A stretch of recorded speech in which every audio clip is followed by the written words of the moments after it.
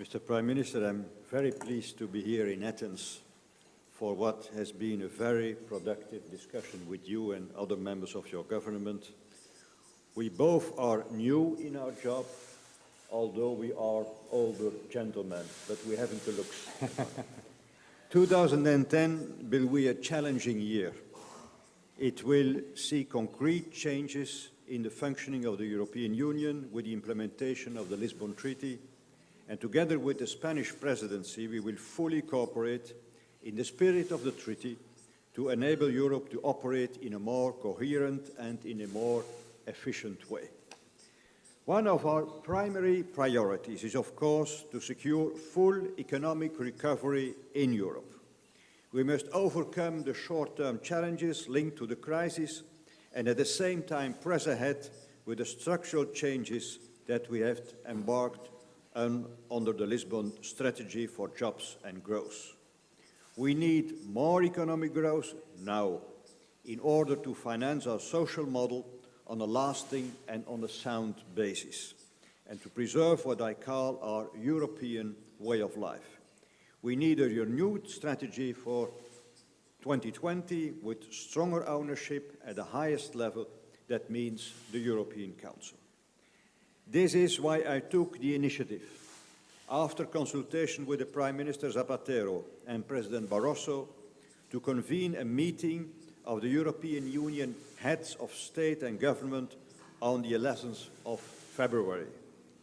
The idea for the heads to have an in-depth discussion on the Union's economy. President Barroso will be presenting the Commission's initial ideas, and I will be presenting more specific ideas on how to improve the so-called governance of the new strategy. In other words, what lesson can we draw from the Lisbon strategy in order to ensure that we deliver better on our objectives.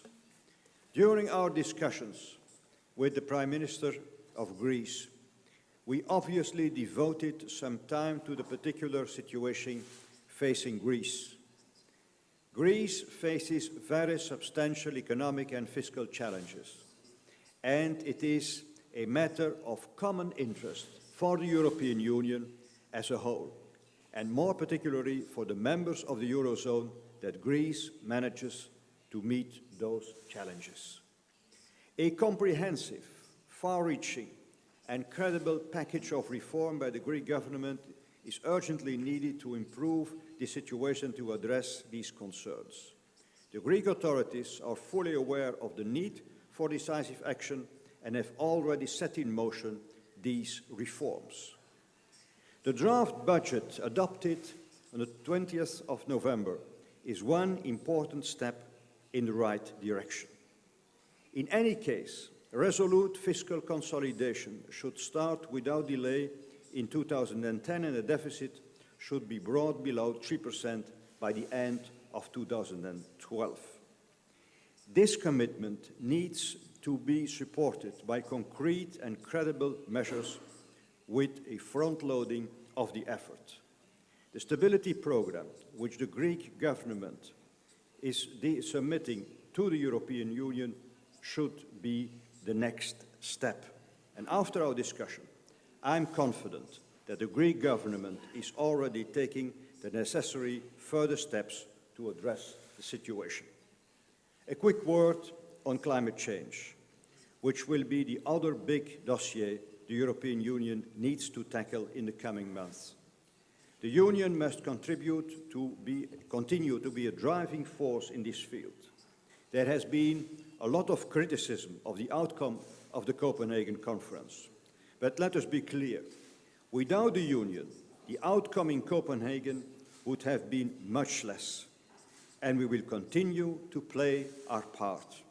That is why I've proposed that we also discuss the follow-up to Copenhagen at the 11th of February informal European Council, both in terms of climate change as such and in terms of strategic consequences arising out of the action of the various key players.